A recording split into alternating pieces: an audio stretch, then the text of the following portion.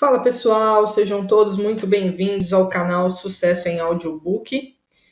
Hoje você vai ouvir a parte 2 do livro Mais Esperto que o Diabo, de Napoleon Hill. Se você é novo por aqui, eu já vou pedindo, deixa o seu like, se inscreve no canal, porque isso ajuda bastante a gente que está aqui produzindo esse conteúdo especialmente para você, tá bom? Então, bom audiolivro para você. Capítulo 3. Uma estranha entrevista com o diabo. Enquanto você estiver lendo a entrevista com o diabo, você reconhecerá, a partir da breve descrição que dei da história da minha vida, o esforço desesperado do diabo em me calar antes que eu ganhasse reconhecimento público. Você entenderá também, após ler a entrevista com o diabo, por que a entrevista tinha que ser precedida por essa história pessoal. Antes que você comece a ler a entrevista, eu quero que você tenha uma noção bem clara do tipo de ataque que o diabo fez comigo. E lembre-se de que foi esse ataque final que, afortunadamente, virou o jogo, fazendo com que o diabo ficasse sem saída e tivesse que se confessar. Este trabalho do diabo começou com a crise de 1929. Através daquela feliz virada na roda da vida, perdi 600 acres nas montanhas de Catskill. Meus rendimentos foram a zero. O Harriman National Bank, onde todos os meus fundos estavam depositados, quebrou, e com ele se foi todo o meu dinheiro. Antes que eu notasse o que estava acontecendo, me peguei no meio de um furacão espiritual e econômico, que se desenvolveu numa catástrofe mundial de tal força que nenhum indivíduo ou grupo de indivíduos poderia suportar. Enquanto esperava a tempestade passar e todo o medo que estava espalhado ceder, me mudei para Washington, D.C., a cidade onde comecei o trabalho após o meu primeiro encontro com Andrew Carnegie, quase um quarto de século antes. Parecia que não havia nada que eu pudesse fazer, exceto sentar e esperar. Tudo o que eu tinha era tempo. Após 3 anos de espera e sem resultados tangíveis, minha alma incansável começou a me empurrar de volta para o serviço. Havia muito poucas oportunidades para eu ensinar uma filosofia de sucesso quando o mundo à minha volta estava no meio do mais abjeto fracasso e as mentes dos homens estavam preenchidas com o medo da pobreza. Este pensamento veio até mim em uma noite, enquanto eu estava dirigindo meu automóvel em frente ao Memorial de Lincoln, sobre o rio Potomac, dentro da sombra do Capitólio. Com isso veio outro pensamento. O mundo havia experimentado uma crise sem precedentes, através da qual nenhum ser humano tinha o menor controle. Com essa crise veio até mim a oportunidade de testar a filosofia da autodeterminação, a organização à qual eu havia devotado boa parte da minha vida adulta. Uma vez mais, eu tinha a oportunidade de aprender se a minha filosofia era prática ou mera teoria. Notei também que aí estava a oportunidade de testar uma frase de minha autoria, a qual eu havia pronunciado centenas de vezes. Toda adversidade traz consigo a semente de uma vantagem equivalente. Qual, se há alguma, eu me perguntei. Foi a vantagem de uma crise mundial para mim? Quando comecei a procurar por uma direção por onde eu poderia testar a minha filosofia, fiz a descoberta mais chocante da minha vida. Descobri que, através de alguma estranha força que eu não entendia, eu havia perdido minha coragem. Minha iniciativa tinha sido desmoralizada, meu entusiasmo havia enfraquecido. Pior do que tudo isso, eu estava envergonhada em me dar conta de que era o autor de uma filosofia de autodeterminação, porque, lá no fundo do meu coração, eu pensava que sabia, que eu não poderia fazer a minha própria filosofia me tirar do fundo do poço e, consequentemente, mudar a situação desesperadora na qual eu me encontrava. Enquanto eu lutava em um estado mental de total confusão e atordoamento, o diabo devia estar dançando de felicidade. Afinal, ele tinha o autor da primeira filosofia de realização e sucesso pessoal paralisado pela indecisão. Mas os inimigos do diabo também deviam estar trabalhando. Enquanto eu estava sentado em frente ao Memorial Lincoln, revisando em retrospecto as circunstâncias que por muitas vezes elevaram-me a grandes realizações, somente para logo depois me deixarem cair de alturas equivalentes, um pensamento feliz chegou até mim, na forma de um plano de ação definido, o qual eu acreditava que poderia me desfazer de uma vez por todas desse sentimento hipnótico de indiferença ao qual eu estava preso. Na entrevista com o diabo, a exata natureza da força pela qual eu havia sido privado da minha iniciativa e da minha coragem foi revelada. É exatamente a mesma força que milhões de outros foram sujeitos durante a grande crise. É a arma principal que o diabo utiliza para enredar e controlar os seres humanos. A essência desse novo pensamento que veio para mim era esta.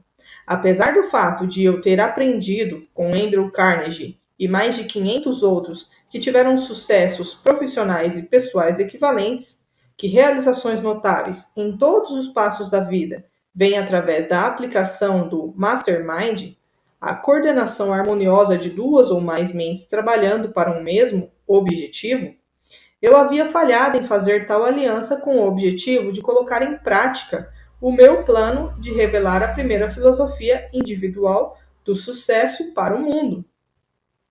Apesar do fato de eu ter entendido o poder do mastermind, eu havia sido relapso em apropriar-me e usar essa força.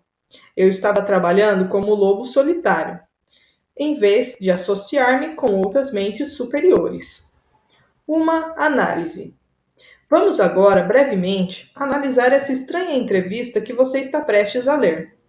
Alguns irão perguntar após terminá-la: você realmente entrevistou o diabo ou você meramente entrevistou um diabo imaginário? Alguns talvez desejem a resposta a essa questão antes mesmo de começar a entrevista. Responderei da única e mais honesta maneira que poderia, dizendo que o diabo que entrevistei pode ter sido real tanto quanto ele dizia ser, ou ele pode ter sido uma criação da minha própria imaginação. Seja lá o que fosse, real ou imaginário, é de muito pouca importância se comparado com a natureza e com o conteúdo das informações contidas na entrevista. A questão realmente importante é esta: a entrevista contém alguma informação que possa ser realmente útil para as pessoas que estão tentando achar os seus lugares no mundo? Se ela possui esse tipo de informação, não importa se está contida na forma de um fato ou ficção. Então, ela deve ser séria e cuidadosamente analisada por meio de uma leitura muito atenciosa. Eu não tenho a menor preocupação quanto à real fonte de informação ou quanto à real natureza do diabo, cuja história fantástica você está prestes a ler. Estou somente preocupado com o fato de que a confissão do diabo encaixa-se perfeitamente com o que eu tenho visto da vida. Acredito que a entrevista contenha informações de benefícios práticos para todos aqueles que ainda não acharam a vida amigável, e a razão pela qual eu acredito nisso é que eu fiz com que o tema central deste livro me trouxesse toda a felicidade de que preciso, na forma que mais se encaixou na minha natureza. Eu tive o suficiente de experiências com os princípios mencionados pelo diabo, de tal forma que posso assegurar que eles farão exatamente o que ele diz que farão. Isso é suficiente para mim. Então, passo a história dessa entrevista para você, para que, seja lá de qual maneira, consiga extrair dela o máximo possível de dividendos em termos financeiros e pessoais. Talvez você consiga grandes valores em termos financeiros, se você aceitar o diabo como sendo o que ele diz que é, baseando-se na sua mensagem para seja lá o que for que ela lhe possa trazer e que você consiga aplicar da melhor maneira possível, não se preocupando em saber quem é o diabo ou se realmente ele existe. Se você quiser minha honesta opinião pessoal, eu acredito que o diabo é realmente quem ele diz ser. Agora vamos analisar a sua estranha confissão. Após forçar sua entrada na consciência do diabo, o senhor humano começou a entrevista que o diabo não queria dar, com questões que ele não poderia deixar de responder. Aqui começa a entrevista com o diabo. P. P de pergunta e R de resposta, tá, pessoal? P. Eu descobri o código secreto pelo qual tenho acesso aos seus pensamentos. Vim para lhe fazer algumas perguntas muito simples. Exijo que você me forneça respostas diretas e verdadeiras. Você está pronto para a entrevista, senhor Diabo? R. Sim, estou pronto. Mas primeiro você deve se dirigir a mim com mais respeito. Durante essa entrevista, você se dirigirá a mim somente como Sua Majestade. P. Com que direito você exige tal respeito real? R. Você deve saber que eu controlo 98% das pessoas do seu mundo. Você não acha que isso é motivo suficiente para me dar um título de realeza? Você tem prova do que está afirmando? Sim, tenho provas em abundância. No que consistem as suas provas? Consistem de muitas coisas. Se você quer respostas, você se dirigirá a mim como Sua Majestade. Algumas coisas você entenderá, outras não. Para que você entenda o meu ponto de vista, descreverei a mim mesmo e corrigirei a falsa noção que as pessoas têm de mim e de onde eu habito. Essa é uma ótima ideia, Sua Majestade. Comece me contando onde você mora e então descreva a sua aparência física. Minha aparência física? Bem, meu querido senhor humano, eu não possuo um corpo físico. Um corpo físico me colocaria em desvantagem e seria um fardo que eu teria que carregar, tal como vocês, criaturas humanas, o carregam ao longo da vida.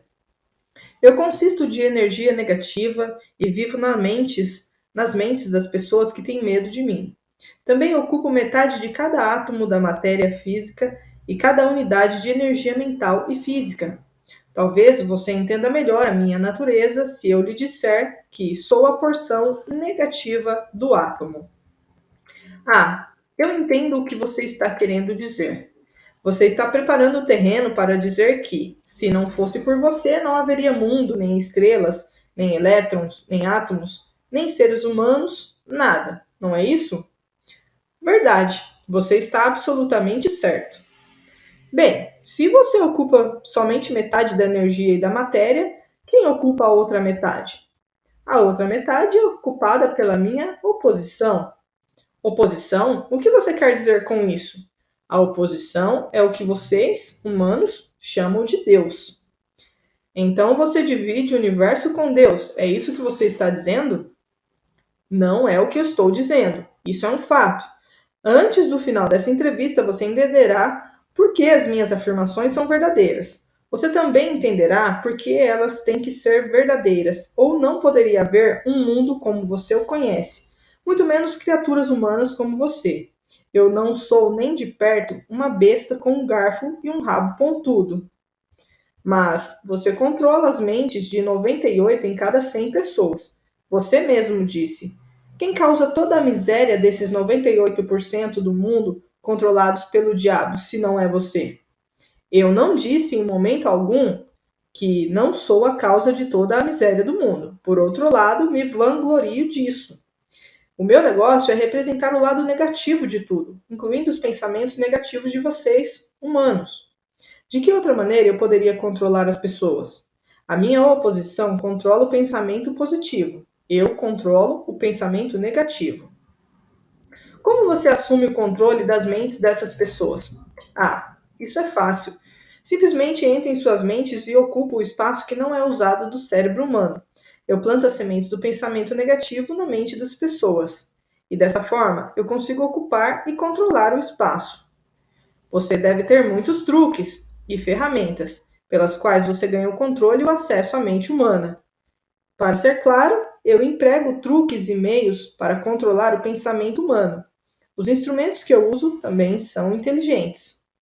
Vá em frente e me descreva os seus truques inteligentes, Sua Majestade. Um dos mais astutos instrumentos que uso para o controle da mente humana é o medo. Planto a semente do medo nas mentes das pessoas e, conforme essas sementes germinam e crescem, através do uso contínuo dos pensamentos negativos, controlo o espaço que elas ocupam. Os 6 medos mais efetivos são o medo da pobreza, da crítica, da perda da saúde, da perda do amor, da velhice e da morte. Qual desses 6 medos mais o ajuda a assumir o controle, Sua Majestade? O primeiro e o último: pobreza e morte. Em um momento ou outro durante a sua vida, amarro as pessoas através de um deles ou até de ambos. Planto esses medos nas mentes das pessoas de forma tão inexorável que elas acreditam que esses medos são sua própria criação. Realizo essa tarefa fazendo com que as pessoas acreditem que eu estou lá, esperando-as no portão de entrada da próxima vida, esperando para julgá-las e puni-las por toda a eternidade. É claro que não posso punir ninguém, exceto na própria mente da pessoa, através de alguma forma de medo, mas medo daquilo que não existe é tão útil para mim quanto o medo daquilo que existe. Todas as formas de medo ampliam o espaço que ocupo na mente humana. Sua Majestade, você explicará como ganhou esse controle sobre os seres humanos? A história é muito longa para ser contada em poucas palavras. Tudo começou há mais de 1 milhão de anos, quando o primeiro homem começou a pensar. Até aquele momento, eu tinha o controle sobre todos os homens, mas inimigos meus descobriram o poder do pensamento positivo e o colocou na mente dos homens. Aí então começou uma batalha de minha parte para permanecer no controle. Até este momento, eu tenho me saído muito bem. Tenho perdido somente 2% das pessoas para a oposição. O que eu posso extrair da sua resposta é que os homens que pensam são os seus inimigos. Isso está correto? Isto não está certo, mas está correto. Me conte mais sobre o mundo que você vive. Vivo onde quer que eu escolha. O tempo e o espaço não existem para mim. Sou uma força que, para descrever melhor para você, deve ser considerada como energia. Meu lugar físico favorito, conforme lhe falei, são as mentes das pessoas. Controlo uma parte do espaço do cérebro de cada ser humano. A quantidade de espaço que eu ocupo na mente de cada indivíduo depende do quanto e de que tipo de pensamento essa pessoa mantém em sua mente. Conforme já lhe falei, não posso, sob nenhuma hipótese, controlar uma pessoa que pense. Você fala da sua oposição. O que quer dizer com isso? O meu oponente controla todas as forças positivas do mundo, tal como o amor, a fé, a esperança e o otimismo. O meu oponente também controla os fatores positivos de todas as leis naturais do universo, as forças que mantêm a Terra e os planetas e todas as estrelas de forma harmônica nos seus devidos cursos. Mas essas forças são ínfimas em comparação com aquelas que operam na mente humana, que está sob meu controle. Como você pode ver, não tenho nenhuma intenção de controlar estrelas e planetas. Prefiro controlar as mentes humanas.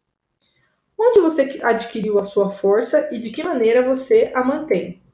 Adquiro minha força me apropriando do poder da mente dos humanos, conforme eles passam pelo portal no momento de suas mortes. 98 de cada 100 que voltam para o meu plano, vindo do plano da Terra, são assumidos por mim. E o poder de sua mente é acrescentado ao meu ser. Pego todos aqueles que vêm com qualquer forma de medo. Estou constantemente trabalhando, preparando as mentes das pessoas antes da morte, de tal forma que eu possa me apropriar delas quando voltarem para o meu plano. Você me dirá como você realiza efetivamente esse trabalho de preparar as mentes humanas de tal forma que você possa ganhar o controle sobre elas? Tenho inúmeras maneiras de ganhar o controle das mentes humanas, enquanto elas ainda estão no plano da Terra. A minha maior arma é a pobreza. Eu deliberadamente desencorajo as pessoas a acumular riqueza material, porque a pobreza em si mesma tira a habilidade dos homens de pensar e os faz uma presa fácil para mim. Outro grande aliado meu é a doença. Um corpo doente desencoraja o pensamento. Aí então tenho milhares de trabalhadores na Terra que me ajudam a ganhar controle das mentes humanas. Tenho esses agentes estrategicamente colocados em todos os lugares, independentemente de raça, credo ou religião. Quem são seus maiores inimigos na Terra, Sua Majestade? Todos aqueles que inspiram as pessoas a pensar e agir de acordo com as suas próprias iniciativas, são meus inimigos. Homens tais como Sócrates, Confúcio, Voltaire, Emerson, Thomas Paine e Abraham Lincoln. E você também não está me fazendo nenhum bem. É verdade que você usa homens que possuem grandes riquezas? Conforme já lhe falei, a pobreza é sempre minha aliada, porque ela desencoraja a livre expressão de pensamentos e encoraja o medo na mente dos homens. Alguns homens ricos servem a minha causa, enquanto outros me atrapalham muito, dependendo da forma como essa riqueza é utilizada. A fortuna do grande Rockefeller, por exemplo, é uma das minhas piores inimigas. Isso é interessante, Sua Majestade. Você pode me contar por que você teme a fortuna dos Rockefeller mais do que as outras? O dinheiro de Rockefeller está sendo usado para isolar e conquistar a cura de doenças do corpo físico em várias partes do mundo. A doença sempre foi uma das minhas armas mais eficazes. O medo da doença só perde para o medo da pobreza. O dinheiro de Rockefeller está ajudando na descoberta de novos segredos da natureza em centenas de modos diferentes, onde todos esses meios estão sendo utilizados para ajudar homens a terem total controle sobre suas próprias mentes. Esses meios estão encorajando novos e melhores métodos de alimentação, de vestuário e habitação. Esse dinheiro está sendo usado para acabar com favelas nas grandes cidades, lugares onde meus aliados favoritos são encontrados. Está também financiando campanhas por governos melhores e ajudando a acabar com a desonestidade na política. Está colaborando para melhorar os padrões de negócios do mundo e encorajando homens de negócio a conduzirem suas empresas pela regra de ouro. E isso não é bom para a minha causa. O que você pode me dizer sobre garotos e garotas que as pessoas dizem que estão no caminho para o inferno? Você os controla também? Bem, eu posso responder essa questão somente com um sim e não. Corrompi as mentes desses jovens, os ensinando a beber e a fumar, mas eles têm me surpreendido com uma tendência muito séria de pensar por si mesmos. Você diz que corrompeu as mentes dos jovens com álcool e cigarros. Consigo entender como a bebida alcoólica pode destruir o poder do pensamento independente, mas não consigo enxergar de que forma os cigarros podem ajudar a sua causa. Você pode não saber, mas os cigarros quebram o poder da persistência. Eles destroem o poder da resistência, acabam com a habilidade de concentração. Eles matam e diminuem a imaginação e ajudam em muitos outros meios para que as pessoas não usem as suas mentes da forma mais efetiva. Você sabia que tenho milhões de pessoas, jovens e velhas de ambos os sexos, que fumam 2 maços de cigarro por dia? Isso significa que eu possuo milhões de pessoas que estão gradualmente destruindo o seu poder de resistência. Um dia adicionarei ao seu hábito de fumar cigarros outros hábitos destruidores de pensamento, até o momento exato de ganhar o controle de suas mentes. Hábitos vêm em pares, em trios e em quartetos. Qualquer hábito que enfraqueça a força de vontade de uma pessoa também abre portas para outros hábitos negativos possuírem a mente dessa pessoa. O hábito do cigarro não somente diminui o poder de resistência, como também desencoraja a persistência, além de enfraquecer outras relações humanas. Nunca pensei que cigarros pudessem ser uma arma de destruição, Sua Majestade, mas a sua explicação dá um novo enfoque no assunto. Quantos se entregam a esse hábito destrutivo de que você tanto se gaba? Eu estou orgulhoso dos meus números. Milhões agora são vítimas e o número cresce a cada dia. Em breve, devo ter a maior parte do mundo entregue a esse hábito. Em milhares de famílias tenho seguidores desse hábito, incluindo cada membro da família. Garotos e garotas muito jovens estão se entregando a ele. Eles estão aprendendo como fumar apenas observando os seus pais, irmãos mais velhos e irmãs. Quais dos dois você considera a maior arma para ganhar o controle das mentes humanas?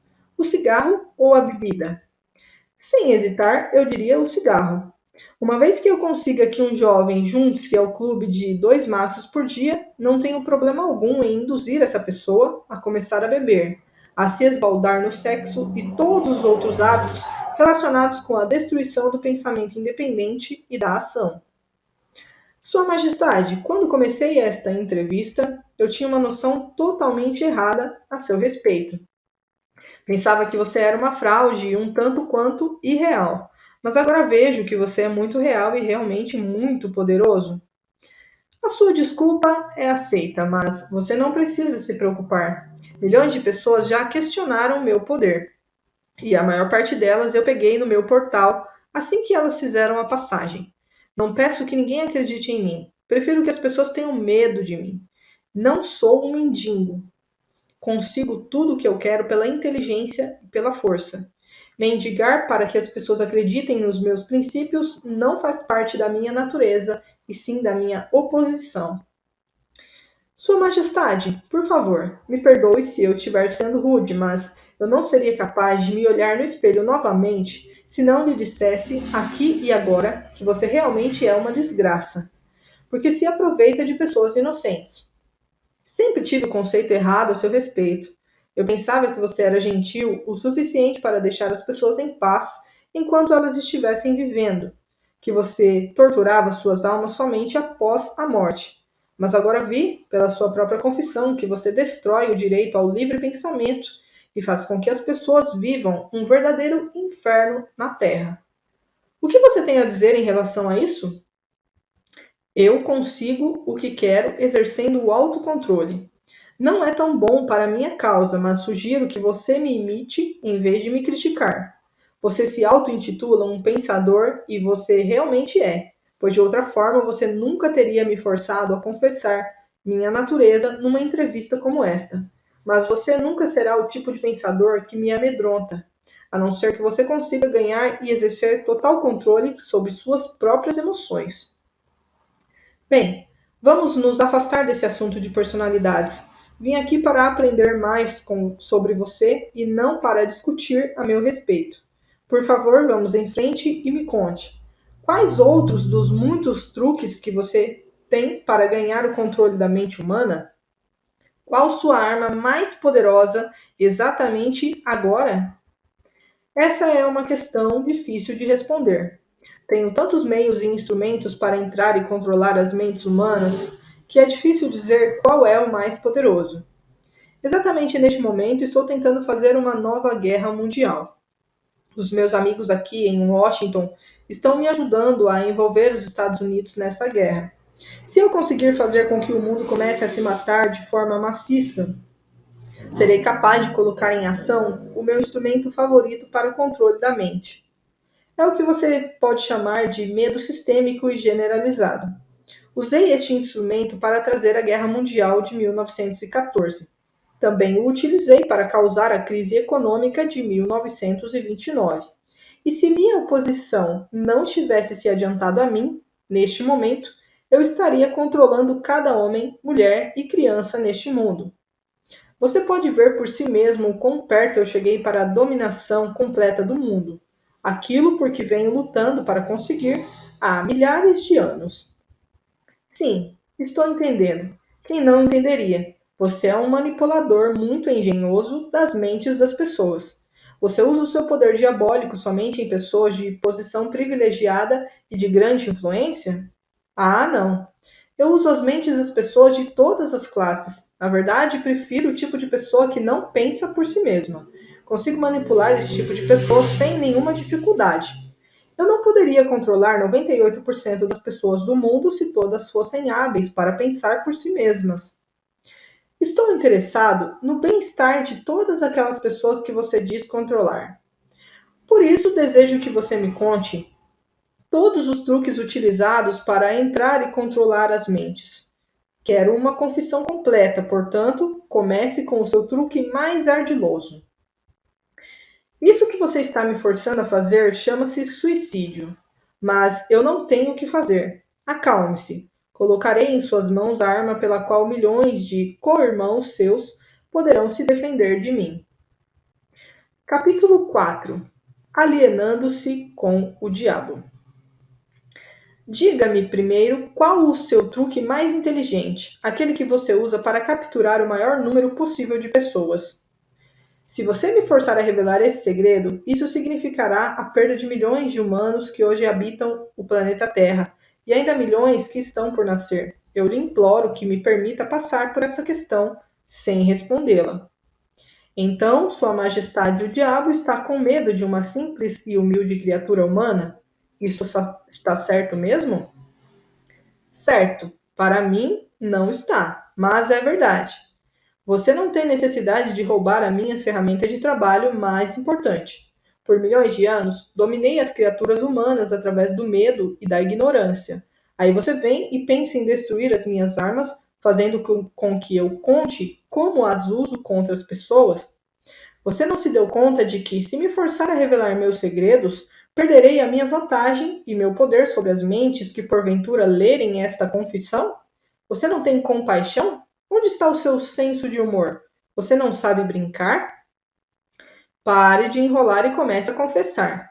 Quem você pensa que é para pedir compaixão, se ambos sabemos que, se você pudesse, me destruiria?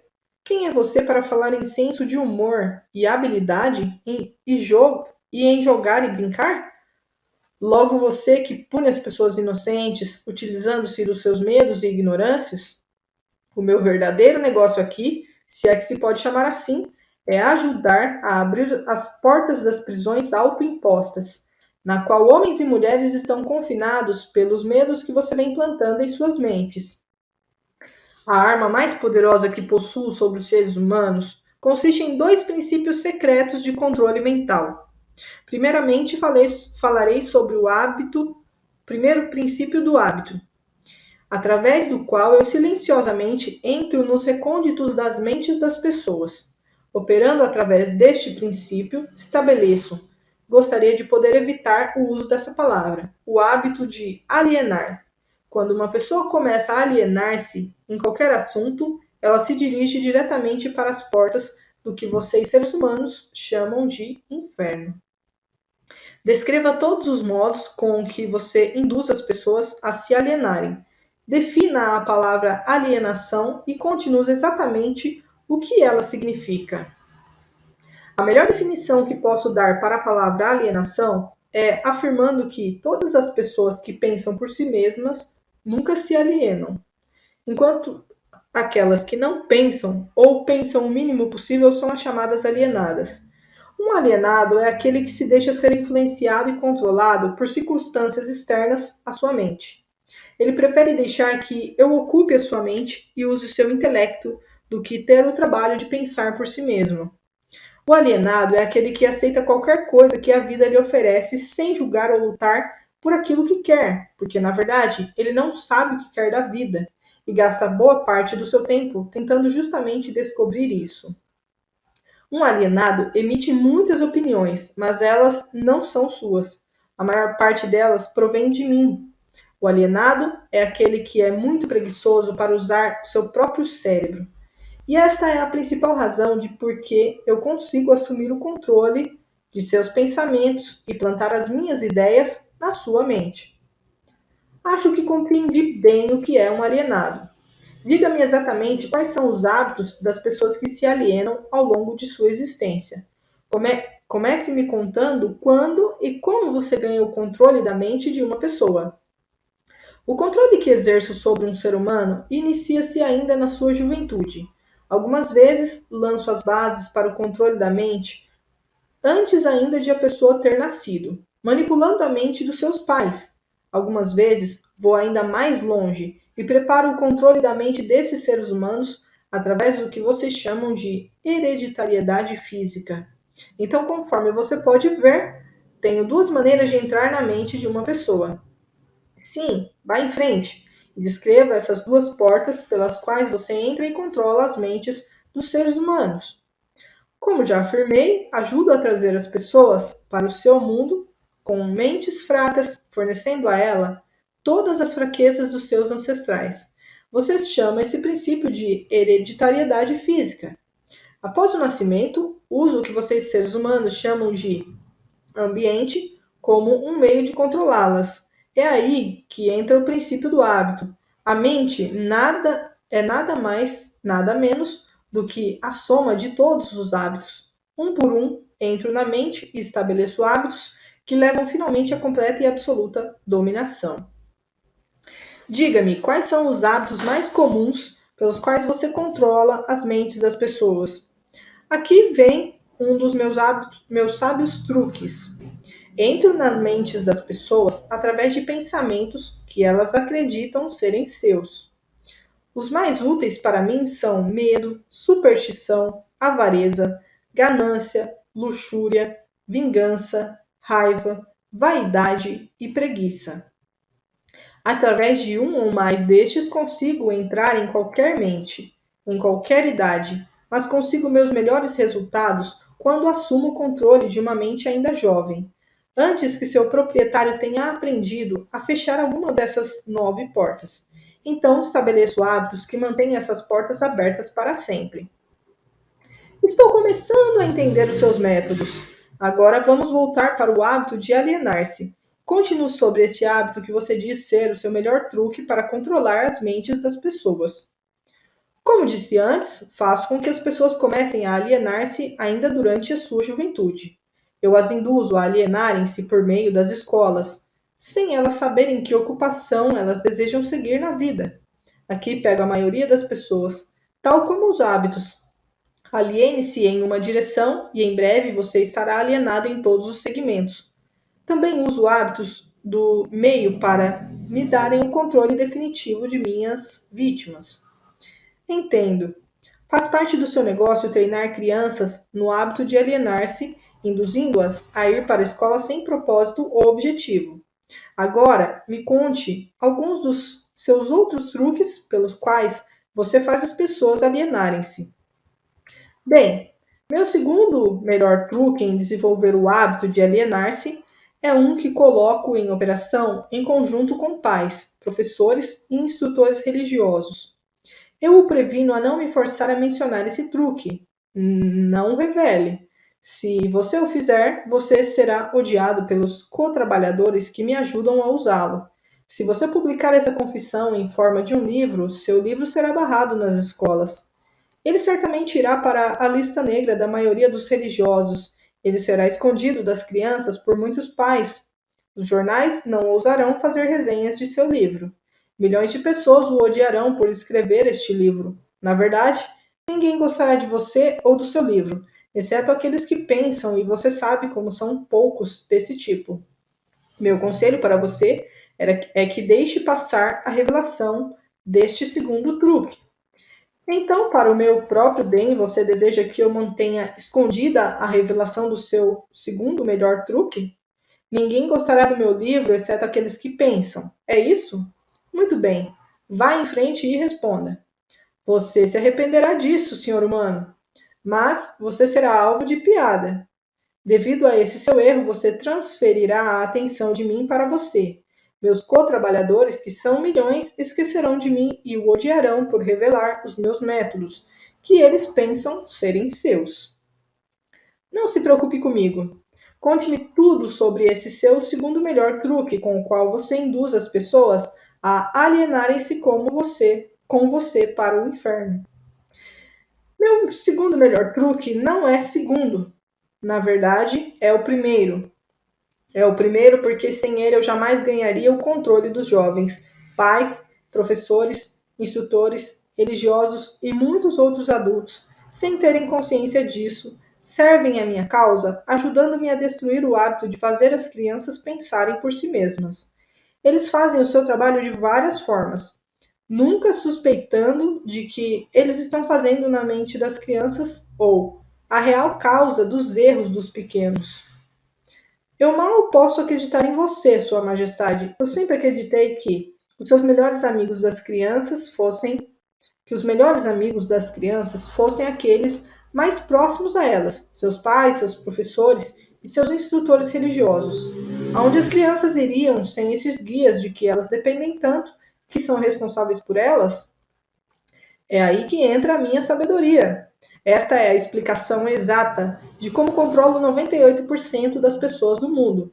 Assuma o controle das pessoas durante sua juventude. até que elas possuam o controle de suas próprias mentes, usando aqueles que são responsáveis por elas.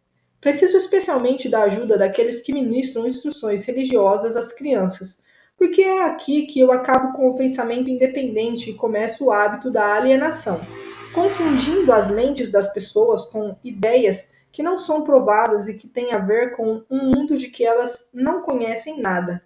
E também é também aqui que eu planto nas mentes das crianças o maior de todos os medos, o medo do inferno. Entendo que é muito fácil para você assustar as crianças com ameaças do inferno, mas como você consegue fazer com que elas continuem a temer você e o seu inferno após elas tornarem-se adultas e pensarem por si mesmas? As crianças crescem, mas nem sempre aprendem a pensar por si mesmas. Uma vez que eu consiga capturar a mente de uma criança através do medo, enfraqueço a habilidade dessa criança de pensar racionalmente e também de pensar por si mesma. Essa fraqueza ela carrega durante toda a sua vida. Contaminar a mente de uma criança antes que ela tenha total controle de si mesma não seria tomar para si uma vantagem desleal? Os fins justificam os meios, sendo assim é justo. Não tenho essas limitações idiotas de certo e errado. O que me importa é o poder. Uso toda e qualquer fraqueza humana que conheço para ganhar e manter o controle da mente. Entendo a sua natureza diabólica e agora vamos voltar e discutir mais sobre os métodos que você utiliza para induzir as pessoas a alienarem-se, transformando suas vidas em um inferno na Terra. Pela sua confissão, entendi que você toma as mentes das crianças enquanto elas são muito jovens e vulneráveis. Agora, me conte como você usa pais, professores e líderes religiosos para provocar a alienação nas pessoas. Um dos meus truques favoritos é coordenar os esforços de pais e instrutores religiosos de forma que eles possam trabalhar em conjunto comigo para aniquilar o poder das crianças de pensarem por si mesmas.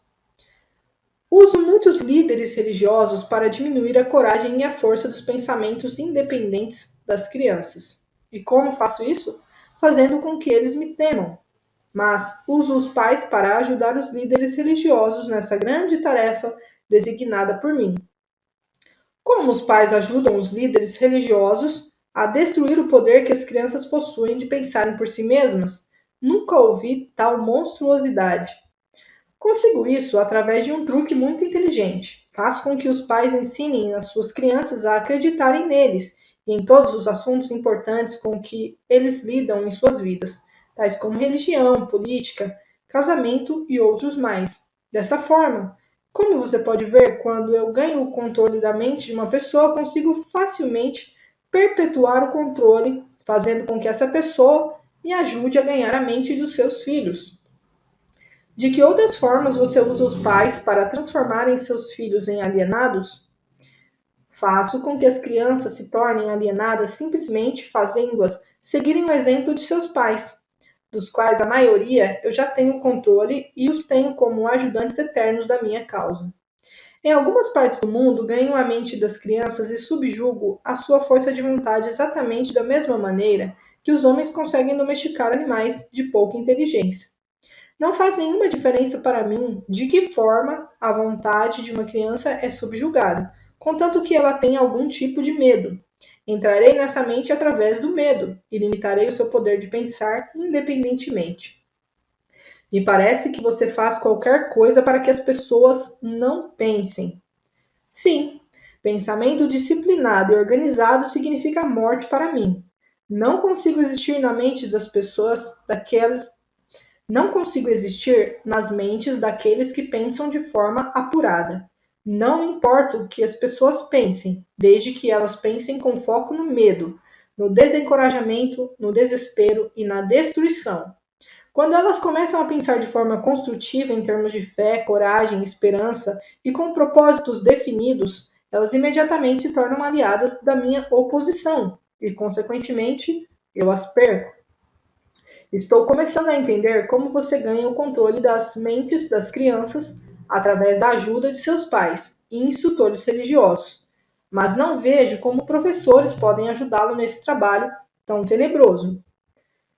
Os professores me ajudam a ganhar o controle das mentes das crianças, não tanto pelo que ensinam a elas, mas muito mais pelo que eles não ensinam. Todo o sistema de escolas é administrado de forma a, estrategicamente, ensinar às crianças quase tudo, exceto como usarem as suas mentes a pensarem de forma independente. Vivo sempre com o medo de que algum dia alguma pessoa corajosa reverterá esse sistema de ensino e decretará a morte da minha causa, permitindo que os estudantes se tornem instrutores e usando aqueles que hoje servem como professores somente como guias para ajudarem as crianças a estabelecerem modos e recursos para desenvolverem as suas próprias mentes, começando pelo seu próprio interior. Quando esse tempo chegar, os professores não mais pertencerão à minha equipe. Tinha a impressão de que o objetivo de todas as escolas era ajudar as crianças a pensarem. Esse pode ser o objetivo das escolas, mas o sistema, em muitas das escolas do mundo, não consegue atingir essa meta. As crianças da escola são ensinadas não a desenvolver e usar suas próprias mentes, mas sim a adotar e usar os pensamentos de outros.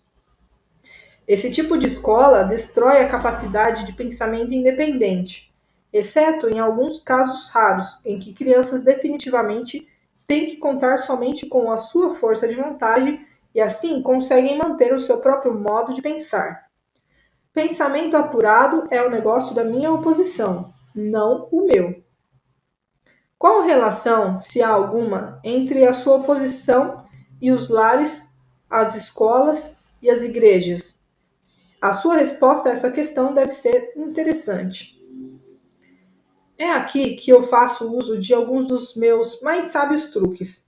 Faço com que tudo o que é feito pelos pais, pelos professores e pelos instrutores religiosos pareça ter sido feito pela minha oposição. Isso tira o foco de mim enquanto manipulo as mentes dos jovens. Quando os instrutores religiosos tentam ensinar às crianças as virtudes da minha oposição, geralmente o fazem assustando-os com o meu nome. Isso é tudo que eu peço deles. Fomento a chama do medo de tal forma que o poder de pensar de forma apurada da criança fica comprometido. Nas escolas, os professores aprofundam a minha causa, mantendo as crianças tão ocupadas, decorando informações não essenciais em suas mentes, que eles não têm a oportunidade de pensar ordenadamente ou de analisar corretamente as coisas que lhes são ensinadas. Você considera a favor da sua causa todos aqueles que são pegos no hábito de alienar-se? Não. Alienar-se é somente um dos meus truques, através do qual assumo o poder que seria do pensamento independente. Antes que um alienado se torne propriedade permanente minha, devo guiá-lo e fisgá-lo com outro truque. Contarei a você sobre esse outro truque depois que eu finalizar a descrição dos meus métodos de converter as pessoas em alienados. Significa então que você possui um método pelo qual você faz as pessoas se alienarem de tal forma que o seu poder de autodeterminação fica totalmente comprometido, impedindo-as de buscar sua própria salvação? Sim, um método definitivo, e é tão efetivo que nunca falha. Entendo que você diz que o seu método é tão poderoso que a sua posição não consegue resgatar aqueles que você fisgou pelo hábito da alienação? É exatamente isso que eu estou dizendo. Você acha que eu controlaria tantas pessoas se a minha oposição pudesse evitar isso? Nada pode me deter de controlar as pessoas, exceto as próprias pessoas. Nada pode me parar, exceto o poder do pensamento apurado. Pessoas que pensam de forma apurada não se alienam em nenhum assunto. Elas reconhecem o poder de suas próprias mentes. Além disso, elas assumem o poder de suas mentes e não permitem que nada, nem ninguém possa influenciá-las. Vá em frente e conte-me mais sobre os seus métodos pelos quais você faz as pessoas alienarem-se para o inferno com você. Faço com que as pessoas se alienem em todos os assuntos em que eu possa controlar o pensamento independente e a ação. Pegue, por exemplo, o tema saúde. Faço com que a maioria das pessoas coma muita comida e o tipo errado de comida. Isso leva à indigestão e à obesidade e destrói o poder do pensamento apurado. Se as escolas e igrejas ensinassem as crianças maneiras mais sadias de alimentar-se, elas causariam um dano irreparável à minha causa. Casamento. Faço com que os homens e mulheres alienem-se em seus casamentos sem planos ou objetivos delineados para converter o relacionamento em harmonia. Aqui está um dos meus mais efetivos métodos de converter as pessoas ao hábito de alienar-se. Faço com que pessoas casadas discutam e briguem sobre assuntos financeiros. Eu as faço brigar e desentender-se sobre a forma de educar as crianças. Faço com que eles entrem em controvérsias desagradáveis sobre seus próprios assuntos íntimos e em desacordo sobre amigos e atividades sociais. Eu os mantenho tão ocupados procurando falhas um no outro que eles nunca têm tempo suficiente para fazer qualquer coisa que pudesse quebrar o hábito da alienação. Profissão. Ensino as pessoas a tornarem-se alienadas, fazendo com que elas abandonem as escolas para pegar o primeiro emprego que acham, sem nenhum plano ou objetivo definido, sem nenhuma meta ou propósito, exceto a sobrevivência. Através desse truque, mantenho milhões de pessoas tomadas pelo medo da pobreza durante todas as suas vidas. Através desse medo, eu as guio lentamente, mas sempre para frente, até o ponto em que nenhum indivíduo consegue quebrar o hábito da alienação. Poupança. Faz com que as pessoas gastem deliberadamente e que economizem o mínimo ou nada, até que eu as tenho totalmente sob controle pelo medo da pobreza. Ambiente. Faz com que as pessoas alienem-se em ambientes desarmoniosos e desagradáveis em seus lares, nos lugares onde trabalham, nos seus relacionamentos com parentes e desconhecidos, e faço com que eles fiquem nesses ambientes até que eu os tenha sob controle no hábito da alienação. Pensamentos dominantes. Faz com que as pessoas alienem-se caindo no hábito de pensar negativamente. Isso leva a atos negativos e envolve as pessoas em controvérsias e preenche as suas mentes com temores, pavimentando dessa forma o caminho para eu entrar e controlar suas mentes. Quando entro, faço com que as pessoas pensem que esses pensamentos negativos são criações suas. Planto as sementes do pensamento negativo nas mentes das pessoas através do púlpito das igrejas, dos jornais, dos filmes, do rádio e de todos os outros meios de que a mídia se utiliza para chegar até a mente. Faço com que as pessoas me permitam tomar conta de seus pensamentos porque elas estão muito preguiçosas ou muito indiferentes para pensarem por si mesmas. Concluo pelo que você diz que alienação e procrastinação são a mesma coisa. É verdade? Sim, isso é verdade. Qualquer hábito que leve uma pessoa a procrastinar, de tal forma que a pessoa deixe para depois tomar uma decisão definitiva, conduz ao hábito da alienação. O homem é a única criatura que se aliena? Sim. Todas as outras criaturas movem-se de acordo com leis definidas pela natureza. O homem sozinho desafia as leis da natureza e aliena-se quando quer. Tudo que ocorre fora das mentes dos homens é controlado pela minha oposição, por leis tão claras e definidas que se alienar é impossível. Controlo as mentes dos homens somente devido aos seus hábitos de se alienarem, que é outra maneira de dizer que controlo as suas mentes somente porque eles negligenciam e recusam-se a controlar e usar as suas próprias mentes. Isso está ficando uma coisa muito profunda para um mero ser humano. Vamos voltar para a discussão de algo menos abstrato. Por favor, me diga como o hábito da alienação afeta as pessoas no dia a dia da vida. E diga-me também de que forma uma pessoa mediana conseguiria entender. Eu preferiria manter essa entrevista entre as estrelas, em alto nível. Não tenho dúvidas que você preferiria. Isso o pouparia de ficar exposto, mas vamos voltar para a Terra. Diga-me agora o que o hábito da alienação está fazendo para nós como nação aqui nos Estados Unidos. Francamente, devo dizer a você que odeio os Estados Unidos de tal forma que só o diabo pode odiar. Isso é interessante. Qual a causa desse ódio? A causa nasceu em 4 de julho de 1766, quando 56 homens assinaram um documento que destruiu as minhas chances de controlar a nação. Você conhece esse documento como a Declaração de Independência. Não tivesse sido pela influência desse maldito documento, Eu teria, neste momento, um ditador governando o país. E aí eu poderia parar com essa coisa de direito livre, de discurso e pensamento independente, atributos que estão ameaçando o meu controle e comando sobre a Terra. Pelo que estou entendendo e pelo que você diz, as nações que são controladas por ditadores que se auto-elegeram pertencem ao seu campo? Não existem ditadores auto-escolhidos. Elejo e escolho a todos. Além disso, eu os manipulo e os direciono em seus trabalhos.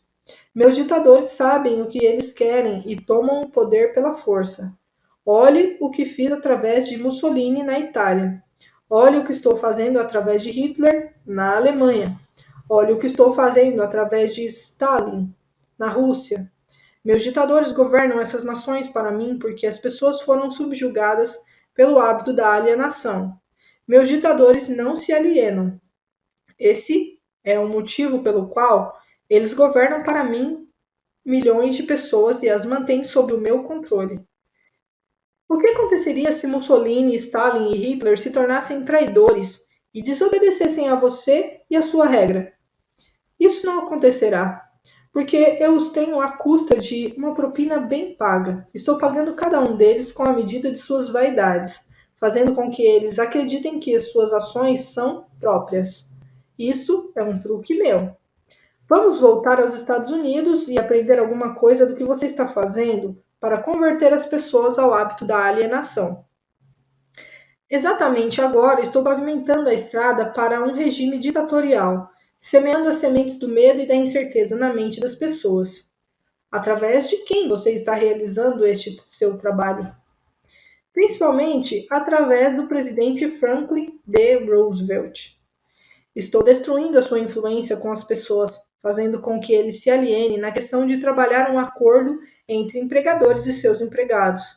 Se eu conseguir induzi-lo a alienar-se por mais um ano, ele será tão fortemente desacreditado que eu poderei entregar o país a um ditador.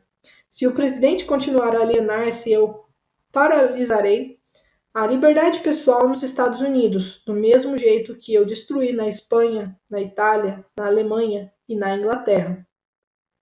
O que você está dizendo leva-me a uma conclusão de que se alienar é uma fraqueza, que inevitavelmente acaba em fracasso, seja por indivíduos ou nações. É isso que você prega? Alienar-se é a causa mais comum de fracasso em qualquer momento da vida. Consigo controlar qualquer um que eu possa induzir a formar o hábito da alienação, seja qual for a área de atuação. As razões para isso são duas. Primeira, o alienado fica tão vulnerável que consigo moldá-lo com as minhas próprias mãos e dar a forma para eu escolher a ele. Isso tudo porque a alienação destrói o poder da iniciativa individual. Segunda, o alienado não consegue buscar ajuda na minha oposição, porque a oposição não é atraída por nada que seja leve e inútil. É por isso que poucas pessoas são ricas, enquanto que a maioria das pessoas é pobre? É essa exatamente a razão. A pobreza, tal como a doença, é contagiosa. Você sempre vai encontrar a pobreza entre os alienados, nunca entre aqueles que sabem o que querem e que estão determinados a conseguir. Talvez possa significar alguma coisa para você quando chama a sua atenção para o fato de que aqueles que nunca se alienam, que são os mesmos que eu não controlo, são aqueles que possuem as maiores riquezas deste mundo.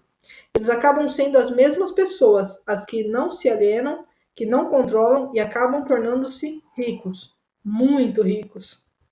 Sempre entendi que o dinheiro era a raiz de todo mal, que os pobres e desafortunados herdariam o céu, enquanto os ricos inevitavelmente acabariam em suas mãos. O que você tem a dizer sobre essa crença? Os homens que sabem como conseguir as coisas materiais dessa vida geralmente sabem como manter-se longe do alcance das mãos do diabo.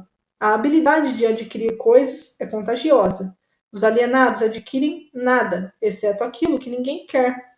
Se mais pessoas tivessem metas definidas e desejos ardentes por riquezas materiais e espirituais, eu teria menos vítimas. Presumo, pelo que você diz, que você não é parceiro dos principais líderes industriais. Evidentemente, eles não são seus amigos. Amigos meus? Eu lhe direi que tipo de amigos eles são. Eles ligaram todo o país com boas estradas, trazendo assim certa comunhão entre as pessoas da cidade e do campo. Converteram minérios em aço com os quais construíram os esqueletos de grandes arranha-céus. Proveram energia elétrica e extraíram dela milhares de usos. Tudo isso deu mais tempo para o homem pensar.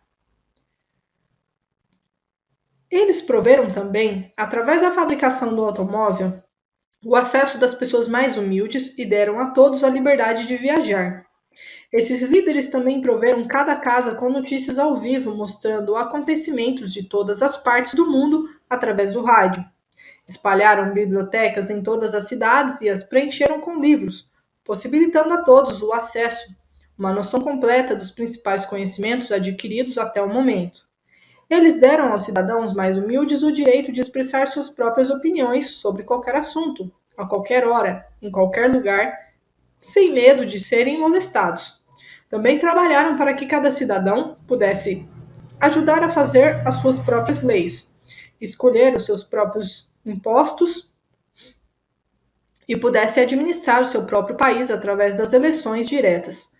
Essas foram algumas das coisas que os líderes industriais fizeram para dar a cada cidadão o privilégio de tornar-se um não alienado.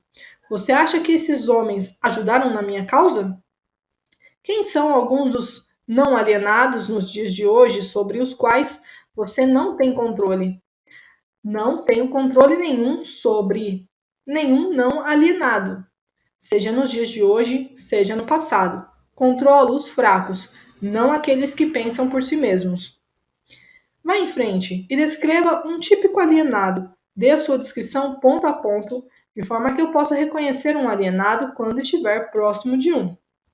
A primeira coisa que você notará em um alienado é a sua total falta de propósito sobre a vida. A sua falta de autoconfiança será evidente. Ele nunca conquistará nada através do pensamento e do esforço. Ele gasta tudo o que ganha e gasta ainda mais se consegue crédito. Ele ficará doente ou debilitado por alguma causa real ou imaginária e clamará aos céus ao sofrer a menor dor física. Ele terá pouca ou nenhuma imaginação. Ele não terá entusiasmo nem iniciativa para começar qualquer coisa que não seja forçado a fazer, e expressará claramente a sua fraqueza, pegando o atalho de tudo que puder. Ele terá um temperamento explosivo e total falta de controle sobre suas emoções. A sua personalidade será sem magnetismo e não atrairá nenhuma pessoa à sua volta. Ele terá muitas opiniões sobre muitas coisas, mas nenhum tipo de conhecimento apurado sobre nada. Ele normalmente diz saber de tudo, mas não é bom em nada. Ele se negará a cooperar com aqueles que estão à sua volta, mesmo aqueles que possam depender de seu trabalho para comida e abrigo. Ele cometerá os mesmos erros várias e várias vezes, nunca tirando proveito do fracasso.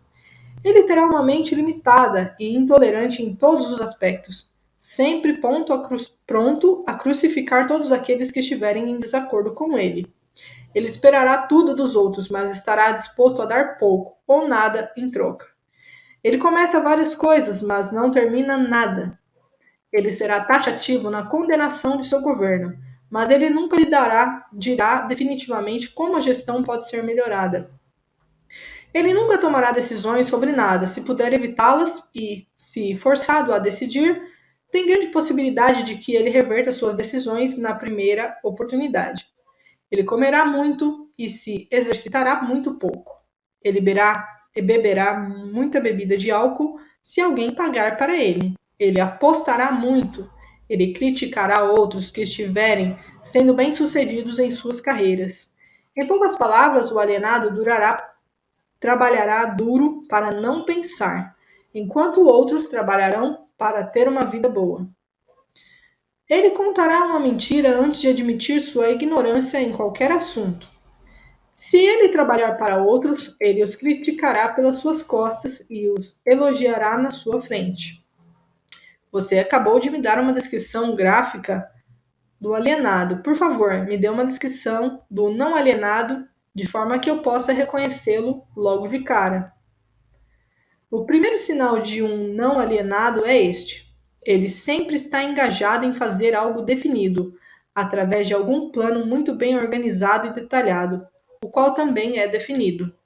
Ele tem um objetivo maior na vida, no qual ele está sempre trabalhando e muitos outros menores objetivos, todos os quais o levam ao seu esquema estratégico central. O tom da sua voz, a rapidez do seu passo, o brilho dos seus olhos, a rapidez de suas decisões claramente marcam-no como uma pessoa que sabe exatamente o que quer e está determinada a consegui-lo, não importa quanto tempo possa levar ou o preço que tenha que pagar. Se você fizer questionamentos a ele, ele lhe dará respostas diretas e nunca cairá em contradições, nem evasões ou subterfúgios, seja qual for o assunto. Ele fará muitos favores a outros, mas quase não aceita favores em troca. Ele sempre será achado de frente para o campo de batalha, não importa se for jogando um jogo ou lutando uma guerra. Se ele não souber as respostas, ele dirá francamente que não sabe. Ele possui uma ótima memória. Ele nunca oferece um álibi para suas deficiências. Ele nunca culpa os outros por seus erros, mesmo que eles mereçam. Ele costumava ser conhecido como um guerreiro, mas em tempos modernos é chamado de Midas. Você o encontrará administrando o maior negócio da cidade, morando na melhor rua, dirigindo o melhor automóvel, fazendo sua presença ser sentida onde quer que ele esteja. Ele é uma inspiração para todos aqueles que entram em contato com sua mente. A característica mais marcante que distingue um não alienado é esta: ele possui uma mente totalmente sua e a usa para alcançar todos os seus objetivos. Por acaso, o não alienado nasce com algum tipo de vantagem mental, física ou espiritual que não seja disponível para o alienado? Não. A maior diferença entre o alienado e o não alienado é algo igualmente disponível para ambos. É simplesmente a prerrogativa certa de cada um usar a sua própria mente e pensar por si mesmo. Que tipo de mensagem curta você mandaria para um típico alienado se você por algum acaso desejar curá-lo desse hábito diabólico? Eu o aconselharia a acordar e dar. Dar o quê? Alguma forma de serviço útil para o máximo possível de pessoas.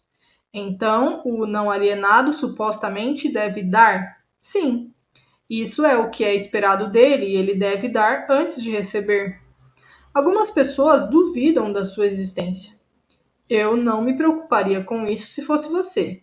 Aqueles que estão prontos para serem convertidos do hábito de alienar-se reconhecerão a autenticidade dessa entrevista pela qualidade dos conselhos que estou dando. Os outros, eu não perderia tempo em tentar convertê-los. Por que você não tenta me dissuadir e fazer com que eu pare a publicação desta confissão que eu estou arrancando de você? Porque esta seria a maneira mais certa para garantir a sua publicação. Tem um plano melhor do que tentar suprimir a publicação dessa confissão. Apressarei você para ir em frente e então sentarei e assistirei você sofrer quando alguns dos meus alienados de fé começarem a tornar a sua vida difícil. Eu não precisarei negar a sua história. Os meus seguidores farão isso por mim. Aguarde e verá. Capítulo 5. A confissão continua. Se esta sua confissão parasse exatamente aqui, todas as afirmações seriam perfeitas, mas, felizmente para milhões de suas vítimas que ganharão a liberdade devido à sua confissão, essa entrevista continuará até que você tenha me fornecido a arma que, eventualmente, ajudará milhões de pessoas a combaterem a sua dominação através dos seus medos e superstições. Lembre-se, Sua Majestade, a sua confissão recém começou. Depois que eu arrancar de você uma descrição completa de todos os métodos pelos quais você controla as pessoas, eu o forçarei também a dar a fórmula pela qual o seu controle poderá ser quebrado por vontade própria. É verdade que não estarei aqui tempo suficiente para derrotá-lo, mas as palavras publicadas que deixarei serão imortais, porque elas contêm a verdade. Você não teme a oposição de nenhum indivíduo, pois sabe que será por um breve período de tempo, mas teme a verdade. Você tem medo da verdade e nada mais. pois a verdade, lentamente, mas de forma definitiva, vai dar aos seres humanos a liberdade de todos os tipos de medo. Sem a arma do medo, você seria inofensivo e completamente incapaz de controlar qualquer ser humano. Isso é verdadeiro ou falso? Não tenho alternativa senão admitir que o que você disse é verdade. Agora que nos entendemos, vamos em frente com sua confissão. Mas, antes de nós continuarmos, aproveitarei o tempo para tirar uma dúvida muito pessoal minha. Eu lhe farei apenas uma pergunta, e a resposta me trará a satisfação que eu quero. Não é verdade que você controla somente as mentes daqueles que se permitiram cair no hábito da alienação? Sim, é verdade. Eu já admiti essa verdade uma dúzia ou mais de vezes. Por que você me perturba tanto repetindo essa mesma questão? Há poder na repetição. Eu estou forçando você a repetir os pontos principais da sua confissão de muitos modos diferentes e tantos quantos possíveis, de tal forma que as suas vítimas possam ler essa entrevista e determinar a sua profundidade pelas suas próprias experiências com você. Esse é um dos meus pequenos truques. Você aprova o meu método? Você não poderia estar preparando uma armadilha para mim com o objetivo de conseguir algo mais poderoso. Ou poderia? Estou fazendo as perguntas e você está respondendo. Vá em frente agora e confesse por que você não tem poderes suficientes para me parar de fazê-lo confessar. Quero a sua confissão para ajudar e confortar todas as suas vítimas, as quais eu intenciono libertar de seu controle no exato momento em que elas lerem a sua confissão. Estou sem poderes para influenciar ou controlar você, simplesmente porque você encontrou o principal segredo para o meu reino. Você sabe que existo somente nas mentes das pessoas que possuem medos. Você sabe que controlo somente os alienados, que se negam a usar as suas próprias mentes. Você sabe que o meu inferno é aqui mesmo na Terra, e não no mundo que vem após a morte. E você também sabe que os alienados fornecem todo o fogo que eu uso no meu inferno. Você sabe que sou um princípio ou forma de energia que expressa o lado negativo da matéria ou da energia, e que não sou uma pessoa com um garfo e um rabo pontudo. Você tornou-se o meu mestre porque superou todos os seus medos. Por último, você sabe que pode liberar todas as vítimas humanas que contatar, e esse conhecimento definido é que fará o maior estrago na minha estratégia de dominação. Não consigo controlá-lo porque você descobriu a sua própria mente e assumiu o controle dela. Até aí, senhor humano, essa confissão deverá alimentar a sua vaidade, até um ponto crítico. Este último dardo foi desnecessário. O tipo de conhecimento que utilizei para superar você não se autocontamina com a indulgência vulgar da vaidade.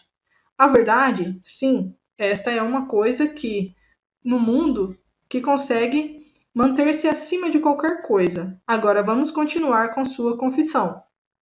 O que há de errado com o princípio da bajulação? Você o usa ou não? Se eu o uso, obviamente, a bajulação é uma das minhas armas mais úteis. Com este instrumento mortal, eu fisgo os peixes grandes e os pequenos. A sua admissão me interessa. Vá em frente agora e me conte como você faz uso da bajulação. Eu faço uso dela de tantas formas que é difícil saber por onde começar. Estou avisando, antes de eu responder em detalhes, que, se você publicar as minhas respostas, você trará para si mesmo uma avalanche de ridicularidades na sua própria cabeça. Eu assumirei a responsabilidade. Prossiga. Bem, devo admitir aqui que você encontrou o maior segredo de como converto as pessoas para o hábito da alienação. Essa é uma admissão considerável. Vá em frente com sua confissão e não desvie do assunto da bajulação. Sem mais conversas colaterais e sem mais enrolações neste momento, me conte tudo sobre como você usa a bajulação para ganhar o controle sobre as pessoas. A bajulação é uma isca de valor incomparável a todos aqueles que desejam ganhar controle sobre as outras pessoas. Ela carrega em si qualidades atrativas para outras pessoas porque opera através de duas das mais comuns das fraquezas humanas, a vaidade e o egocentrismo. Há certa quantia de vaidade e egocentrismo em todas as pessoas. Em algumas pessoas, essas qualidades são tão salientes que elas literalmente servem como uma corda pela qual alguém pode amarrar-se. A melhor de todas as cordas é a bajulação. A bajulação é a isca-chave pela qual homens seduzem mulheres.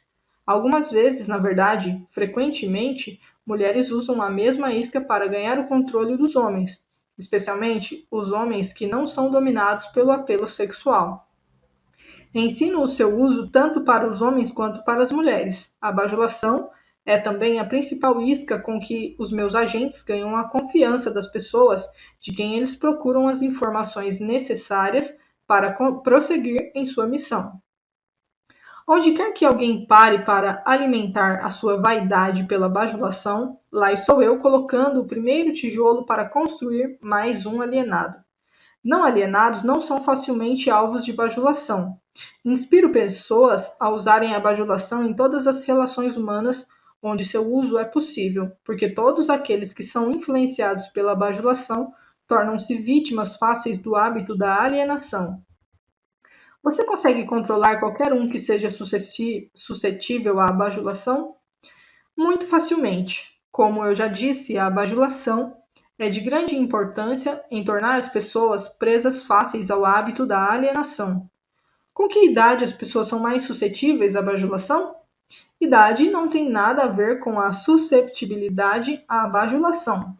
As pessoas respondem a ela de uma forma ou outra, a partir do momento em que elas se tornam conscientes de sua própria existência até a sua morte. Através de que forma as mulheres podem ser facilmente bajuladas?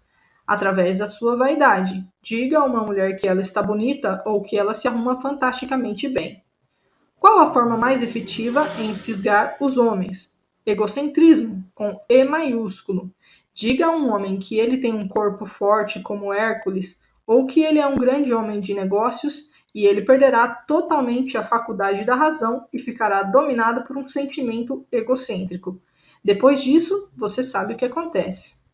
Todos os homens são assim? Não. 2 a cada 100 homens possuem o seu ego tão sob controle que mesmo um bajulador profissional não conseguiria perfurar a sua pele, mesmo com uma faca de açougueiro. Como uma mulher esperta consegue aplicar a arte da bajulação no momento de atrair os homens? Pelo amor de Deus, homem, tenho que desenhar o método dela para você? Você não possui imaginação? Ah, sim, tenho imaginação suficiente, Sua Majestade, mas estou pensando naqueles pobres homens do mundo que precisam entender a técnica exata com que eles podem ser bajulados para caírem no hábito da alienação. Vá em frente e conte-nos como uma mulher pode fisgar homens ricos e espertos. Este é um truque diabólico das mulheres, mas, considerando que você está pedindo a informação, neste momento, não tenho escolha senão revelá-lo. As mulheres influenciam os homens através de uma técnica que consiste basicamente em, primeiro, na habilidade de forjar um tom de voz suave e quase infantil. Segundo, na habilidade de fechar seus olhos em uma posição semicerrada, hipnotizando os homens. Isso é tudo o que há no mundo da bajulação? Não, essa é apenas a técnica. Aí vem a razão pela qual uma mulher usa essa técnica como uma isca. O tipo de mulher que você talvez tenha em mente nunca se vende a um homem e muito menos lhe dá algo em troca. Em vez disso, ela vende a ele o seu próprio egocentrismo. Isso é tudo que as mulheres usam quando elas desejam bajular os homens? Essa é a coisa mais eficaz que elas podem usar. Isso funciona muito bem quando o apelo sexual fica em segundo plano. Isso me leva a acreditar, então, que homens grandes, fortes e espertos podem acabar sendo manipulados pelo uso da bajulação, da mesma maneira como se fossem criaturas vulneráveis. Isso é possível? Se isso é possível, isto está acontecendo exatamente agora, neste minuto. Além disso, ao menos que eles sejam não alienados, quanto mais sedentos eles vêm, tanto mais forte a sua queda quando uma bajuladora profissional usa a sua técnica tática com eles. Conte mais alguns dos seus truques com os quais você faz com que as pessoas se alienem na vida. Um dos meus mais efetivos instrumentos é o fracasso. A maioria das pessoas começa a se alienar Tão logo elas encontram a adversidade e raramente uma a cada 10.000 permanecerá tentando após fracassar 2 ou 3 vezes. Então, é o seu negócio induzir as pessoas a fracassarem sempre que você pode. Isso está correto? Sim, isso está correto. O fracasso acaba com o moral, destrói a autoconfiança, liquida com o entusiasmo, enfraquece a imaginação e afasta qualquer tipo de propósito definido. Sem essas qualidades, ninguém consegue permanentemente manter o sucesso em qualquer empreitada. O mundo produziu milhares de inventores com habilidades superiores àquelas de Thomas A. Edison, mas desses homens ninguém nunca ouviu falar, enquanto o nome de Edison se eternizará. Isso porque Edison converteu o fracasso em um trampolim para alcançar grandes resultados, enquanto os outros utilizaram o fracasso como um álibi para não produzir resultados. A capacidade para superar o fracasso sem desencorajar-se, por acaso, é um dos grandes ativos de Henry Ford? Sim, e essa mesma qualidade é o verdadeiro ativo de todos os homens que alcançam sucessos fabulosos em quaisquer aspectos de suas vidas. Essa afirmação é muito generalista, Sua Majestade. Você não desejaria modificá-la ou reduzi-la um pouco para ter mais precisão? Nenhuma modificação é necessária, porque essa afirmação não é tão vasta. Pesquise com precisão as vidas de homens e mulheres que alcançam sucessos duradouros e você achará, sem exceção, que o sucesso deles ocorreu na exata proporção da extensão do fracasso que eles conseguiram superar. A vida de cada pessoa bem-sucedida clama por uma das maiores verdades que a maior parte dos filósofos já sabia. Cada fracasso traz junto de si a semente de um sucesso equivalente, mas a semente não germinará e crescerá sob a influência de um alienado. Ela se abre para a vida somente quando está nas mãos de alguém que reconhece que a maior parte dos fracassos são somente derrotas temporárias e que nunca, sob hipótese nenhuma, aceita a derrota como uma desculpa para alienar-se. Se estou entendendo corretamente, você está afirmando que existe virtude no fracasso. Isso não me parece razoável, porque você tenta induzir as pessoas a fracassarem. Se há virtude no fracasso, não há inconsistência nas minhas afirmações. O que parece ser inconsistência, na verdade, é a sua falta de entendimento. O fracasso é uma virtude somente quando ele não leva uma pessoa a desistir de tentar e começar a alienar-se. Induzo tantas pessoas quantas eu posso a fracassarem e tantas vezes quantas posso, pela simples razão de que, raramente, um em cada 10.000 permanecerá tentando após cair 2 ou 3 vezes. Não estou preocupado com os poucos que convertem os fracassos em alavancas para o sucesso, porque, de qualquer forma, eles pertencem à minha oposição. Eles não são alienados e, por isso, estão fora do meu alcance. A sua explicação clareia o assunto. Agora vá em frente e me conte alguns de seus outros truques através dos quais você induz as pessoas a se alienarem. Outro dos meus mais efetivos truques é conhecido para você como propaganda. Esse é um instrumento de maior valor para mim ao fazer com que pessoas matem umas às outras sob o disfarce da guerra. A esperteza desse truque consiste basicamente pela sutileza com a qual eu o uso. Misturo propaganda com notícias no mundo. Ensino isso em escolas públicas ou privadas. Vejo que a propaganda sempre acha o seu caminho no púlpito. Coloco cor nos filmes animados com ela. Faço com que ela entre em cada casa onde tenha um rádio ligado. Faço com que ela esteja nos quadros negros, jornais e programas de rádio. Eu a espalho em todos os lugares onde as pessoas trabalham e fazem negócios. Uso a propaganda para encher as salas dos tribunais das varas de família, principalmente quando se trata de divórcio. Também faço com que a propaganda sirva para destruir os negócios e a indústria. Na verdade, a propaganda é o meu principal instrumento para iniciar as corridas aos bancos. Meus propagandistas cobrem o mundo de forma tão eficaz e tão completa que consigo iniciar epidemias de doenças, incitar os líderes para a guerra ou fazer com que os negócios entrem em pânico sem ninguém saber por quê nem onde começou. Se você consegue fazer tudo o que você diz conseguir fazer com a propaganda, não é difícil de imaginar por que temos tantas guerras e crises econômicas. Dê-me uma descrição simples do que você quer dizer com o termo propaganda. Apenas diga o que é e como ela trabalha. Desejo saber particularmente como você faz com que as pessoas se alienem através do uso desse instrumento diabólico. Propaganda é qualquer instrumento, plano ou método pelo qual as pessoas podem ser influenciadas sem saber que estão sendo influenciadas, ou até mesmo a fonte dessa influência. Propaganda é usada nos negócios com o principal objetivo de desencorajar a concorrência. Empregadores a usam para ganhar vantagem sobre seus empregados. Os empregados retalham usando a propaganda para ganhar vantagem sobre seus empregadores.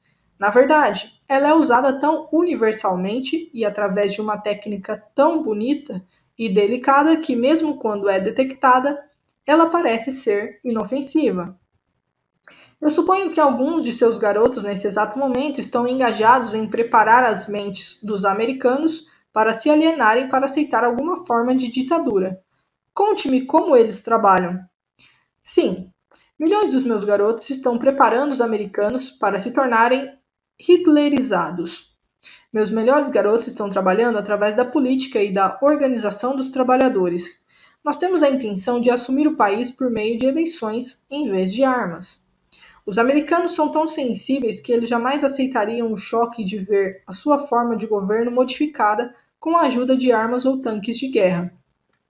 Então, os nossos garotos da propaganda estão servindo a eles uma dieta que eles engolirão, preparando uma luta entre empregadores e empregados e fazendo com que o governo se volte contra a indústria e o comércio. Quando a propaganda tiver feito o seu trabalho por completo, um dos meus garotos servirá como um ditador, e os 9 velhos da sua Suprema Corte, com suas tolas noções da Constituição, partirão. Todos terão um emprego ou serão alimentados a partir dos cofres do governo. Quando as barrigas dos homens estão cheias, eles alienam-se livremente com aqueles que lhes dão o que comer. Homens famintos saem do controle. Me pergunto quem inventou o sábio truque que você chama de propaganda. Baseado no que você me contou sobre a sua fonte e a natureza da propaganda, entendo por que ela é tão letal. Somente alguém tão esperto quanto a Sua Majestade poderia ter inventado tal instrumento que ferisse a razão, destronasse a vontade própria e seduzisse homens para o hábito da alienação.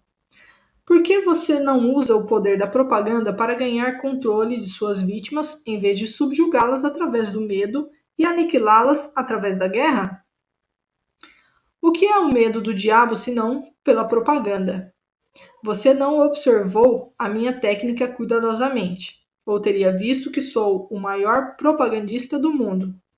Não alcanço um fim por meios diretos. Se porventura posso alcançar esse mesmo fim através de modos sutis e evasivos. O que você supõe que eu esteja usando quando planto ideias negativas nas mentes dos homens e ganho controle sobre eles através do que eles acreditam serem suas próprias ideias? Como você chamaria isso a não ser a mais sábia de todas as formas de propaganda? Por certo, você não vai me contar que destrói as pessoas com sua própria ajuda sem elas notarem o que você está fazendo. Isso é exatamente o que desejo que você entenda. Além disso, mostrarei a você exatamente como esse truque é realizado. Agora nós estamos chegando a algum lugar. Como exatamente você converte seres humanos em propagandistas e os seduz a se autoprisionarem? Conte-me essa história com todos os detalhes sórdidos. Essa é a parte mais importante da sua confissão. Estou muito ansioso em ganhar o controle do seu segredo. Ao mesmo tempo, não posso culpá-lo por tentar me enrolar nessa resposta, porque ambos sabemos que ela fará com que milhões de vítimas inocentes do seu controle passem a pensar e, consequentemente, fiquem fora do seu alcance. Você também sabe que sua resposta protegerá outros incontáveis milhões de seres humanos que ainda não nasceram. As suas deduções estão corretas. Essa parte da minha confissão me fará mais estragos do que todo o resto que eu farei. Para entender o seu problema de uma maneira melhor, podemos dizer que essa parte da sua confissão salvará milhões de pessoas do seu controle. Tudo o que eu posso dizer é que você me colocou numa situação infernal. Agora você deve saber como milhões de suas vítimas se sentem. Vamos em frente. Faço a minha primeira entrada na mente de um indivíduo subornando-o. O que você usa como um suborno? Uso muitas coisas. Todas elas coisas prazerosas que os indivíduos cobiçam. Uso o mesmo tipo de propinas que indivíduos usam quando subornam um ao outro. Isto é, uso como suborno as coisas que a maioria das pessoas quer. Minhas melhores propinas são amor, sexo, ganância pelo dinheiro, desejo obsessivo em ganhar alguma coisa por nada, jogos de azar, vaidade nas mulheres e egocentrismo nos homens, desejo de ser mestres uns dos outros, desejo por tóxicos e narcóticos, desejo pela autoexpressão através de palavras e atos, desejo de imitar os outros, desejo pela perpetuação da vida após a morte, desejo de ser um herói ou uma heroína, desejo por alimento físico. Essa é uma lista muito interessante de subornos, Sua Majestade. Você usa outros? Sim, muitos outros, mas esses são os meus favoritos. Através da combinação de alguns deles, consigo entrar na mente de qualquer ser humano, independentemente da idade, e consigo permanecer em possessão de sua mente até a sua morte. Isso significa que esses subornos são as chaves pelas quais você consegue silenciosamente destrancar a porta de entrada de qualquer mente que você escolher? É exatamente isso que eu quero dizer. E é exatamente isso que eu posso fazer. O que acontece quando você entra na mente de uma pessoa que ainda não está no hábito da alienação, mas pertence à classe dos 98% dos seres humanos que são alienados em potencial? Trabalho imediatamente para ocupar o máximo que eu conseguir da mente dessa pessoa. Se a maior fraqueza desse indivíduo é o desejo por dinheiro, começo a jogar moedas na frente dele. Claro, falando em sentido figurado.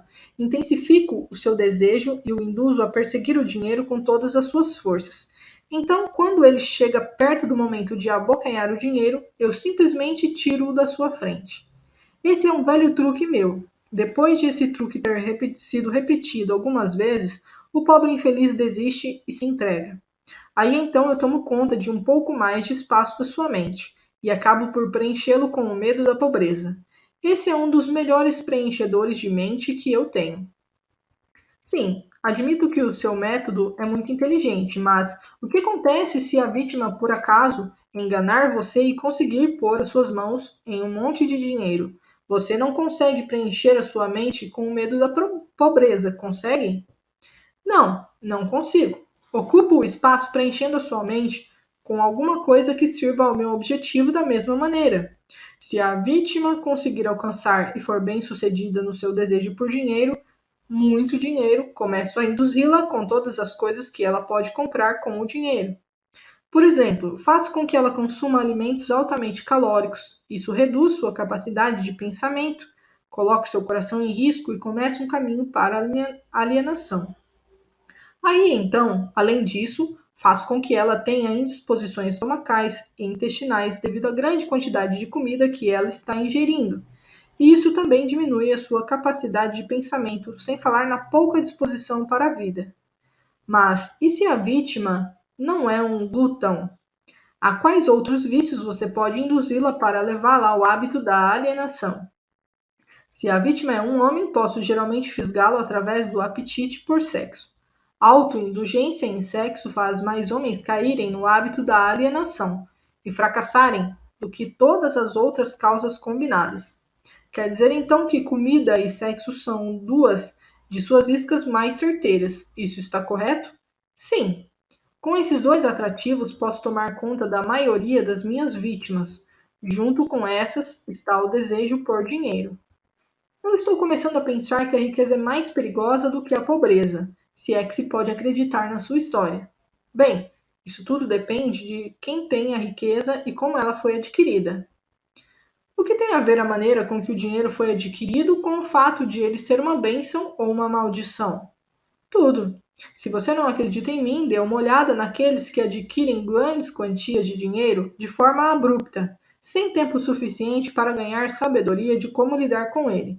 Tendo feito isso, observe atentamente como eles usam o dinheiro. Por que você supõe que os filhos dos homens ricos raramente conseguem grandes realizações, tal como seus pais? Eu lhe contarei por quê. É porque eles foram privados da autodisciplina que vem do fato de ter que se trabalhar pelo dinheiro. Dê também uma olhada no histórico de artistas do cinema ou atletas que, num piscar de olhos, acharam-se rodeados de fortunas e de uma hora para outra são venerados como heróis pelo público. Observe o quão rapidamente eu consigo penetrar as suas mentes, principalmente através do sexo, dos jogos de azar, da comida e do álcool. Com esses vícios eu consigo pegar e controlar mesmo as maiores e melhores pessoas. Então logo elas colocam as suas mãos em grandes quantias de dinheiro. E o que você tem a dizer sobre aqueles que adquirem o dinheiro lenta e paulatinamente, prestando alguma forma de serviço útil? Eles também são facilmente pegos? Ah, eu também consigo pegá-los, mas geralmente tenho que mudar a isca. Alguns deles querem uma coisa e outros querem outras coisas. Meu objetivo é mais bem alcançado, onde consigo fazê-los querer algo que eles desejam muito, mas embrulho esse pacote como se fosse algo que eles não quisessem. O que eu dou a eles é algo definitivo que os faz alienados. Você entende como eu trabalho? O seu trabalho é muito inteligente. Você atrai as pessoas através dos seus desejos naturais e aí então coloca o seu veneno mortal bem no âmago desses desejos, sempre que você pode. Agora, você está começando a entender. Como você pode ver, de forma figurada, pode-se dizer que eu coloco o início e o fim contra o meio. De tudo que você diz, pude entender que você não consegue induzir um não alienado a ajudá-lo a ganhar o controle da sua mente com esses seus tipos de subornos. Isso está correto? Isso é exatamente correto. Posso e também me interesso em dar propinas a todos os não alienados, porque eu uso como suborno as coisas que todas as pessoas naturalmente desejam. A diferença é que o não alienado assemelha-se a um peixe que rouba a isca do anzol, mas recusa-se a ser fisgado. O não alienado tira da vida o que quer que ele queira, mas ele o faz nos seus próprios termos. O alienado tira o que quer que ele consiga da vida, mas tudo o que ele tira, ele consegue nos meus termos. Por analogia, pode-se dizer de outra forma que o não alienado pega dinheiro emprestado de um banco legítimo, se ele realmente quer, e paga uma taxa de juros decente. O alienado dirige-se a um agiota, empenha seu relógio e paga uma taxa de juros suicida pelo seu empréstimo. Então eu concluo por todas as suas afirmações que, no final das contas, as suas mãos estão de alguma forma ligadas em todas as misérias e problemas das pessoas, mesmo que a sua presença não seja visível. Todos os meus trabalhadores que trabalham contra a vontade são, na verdade, os meus melhores operários. Como você pode ver, os meus trabalhadores que não são conscientes do trabalho que fazem são todos aqueles que eu não consigo controlar com alguma combinação de propinas. Pessoas que tenho que controlar pelo medo ou alguma forma de tragédia. Elas não desejam servir a mim, mas não conseguem evitar porque elas estão eternamente ligadas a mim pelo hábito da alienação. Agora estou começando a entender melhor a sua técnica. Você suborna suas vítimas através dos seus desejos naturais e as leva a se alienarem se elas responderem aos seus atrativos. Se elas se recusarem a responder, você planta a semente do medo nas suas mentes ou prepara armadilhas para elas com algum tipo de infortúnio, atando-as enquanto elas estão no auge da depressão. Esse é o seu método? É exatamente assim que eu trabalho. Muito esperto, você não acha? Quem você prefere que sirva como seu propagandista, os jovens ou os velhos? Os jovens, é claro, porque eles podem ser influenciados pela grande maioria dos meus atrativos muito mais facilmente que as pessoas com mais idade, que já possuem um julgamento mais maduro. Além disso, eles vão permanecer mais tempo a meu serviço no planeta. Sua Majestade me deu uma clara descrição do que é alienação. Agora me diga o que deve ser feito para assegurar-se contra o hábito da alienação? Eu quero uma fórmula completa que qualquer um possa usar. A proteção contra a alienação encontra-se facilmente dentro de cada ser humano que possui um corpo normal e uma mente afiada. A autodefesa pode ser aplicada através destes simples métodos. Pense por si mesmo em todas as ocasiões. Pelo fato de que os seres humanos não é dado o controle completo sobre nada, pensar os seus próprios pensamentos é algo muito significativo. Decida definitivamente o que quer da sua vida. Então, crie um plano de ação para alcançá-lo e esteja disposto a sacrificar tudo mais se necessário, antes de aceitar uma derrota permanente. Analise as derrotas temporárias, não importando de qual natureza ou causa, e extraia dessa derrota a semente de uma vantagem equivalente. Esteja disposto a prestar um serviço útil equivalente ao valor de todas as coisas materiais que você demanda da vida. E não esqueça que você deve prestar o serviço primeiro, para depois receber o valor equivalente. Reconheça que o seu cérebro é um aparelho receptor que pode ser sintonizado para receber comunicações da Central Universal de Inteligência Infinita, para ajudá-lo a transformar os seus desejos no equivalente físico. Reconheça que o seu grande ativo é o tempo. É a única coisa, com exceção do poder do pensamento, que você também tem nas mãos, e é a única coisa que pode ser transformada em coisas materiais que sejam do seu desejo. Organize seu tempo de tal forma que nada dele seja desperdiçado. Reconheça a verdade de que o medo geralmente é um preenchedor de espaço que o diabo utiliza para ocupar a porção disponível de sua mente. Ele é somente um estado de espírito que você pode controlar preenchendo o mesmo espaço que ele ocuparia com a fé inabalável na sua capacidade de fazer a vida fornecer o que quer que você queira dela. Quando rezar, não implore, peça o que você quer e insista exatamente nisso, sem substitutos. Reconheça que a vida é um mestre cruel, que ou você controla, ou ele controla você. Não há meio termo. Nunca aceite da vida qualquer coisa que você não queira. Se aquilo que você não quer temporariamente vem à força para você, você pode recusar em aceitá-lo na sua mente. Isso abrirá espaço para você trazer as coisas que você realmente quer. Por último, lembre-se de que seus pensamentos dominantes atraem através de uma lei definitiva da natureza, pela rota mais conveniente e curta, a sua contrapartida física. Seja extremamente cuidadoso com o foco dos seus pensamentos. Essa lista me parece muito impositiva. Dê-me uma simples forma combinando todos os 10 pontos que você mencionou. Se você tivesse que combinar todos os 10 pontos em somente um, qual deles seria? Seja definido em tudo o que você fizer e nunca deixe pensamentos não acabados em sua mente. Forme o hábito de alcançar decisões definidas em todos os assuntos e áreas da sua vida. Pode o hábito da alienação ser quebrado ou ele se torna permanente uma vez tendo sido formado? O hábito pode ser quebrado se a vítima tiver força de vontade suficiente, considerando-se que leva tempo para conseguir. Existe um ponto de ruptura em que o hábito nunca mais pode ser quebrado. Além desse ponto, a vítima torna-se minha. Ele se parece com uma mosca que foi pega numa teia de aranha. Ela pode lutar, mas não consegue desvencilhar-se. Cada movimento que ela faz a torna mais enredada. A teia na qual enredo as minhas vítimas permanentemente, na verdade, é uma lei da natureza que ainda não foi nem entendida nem estudada pelos homens de ciência.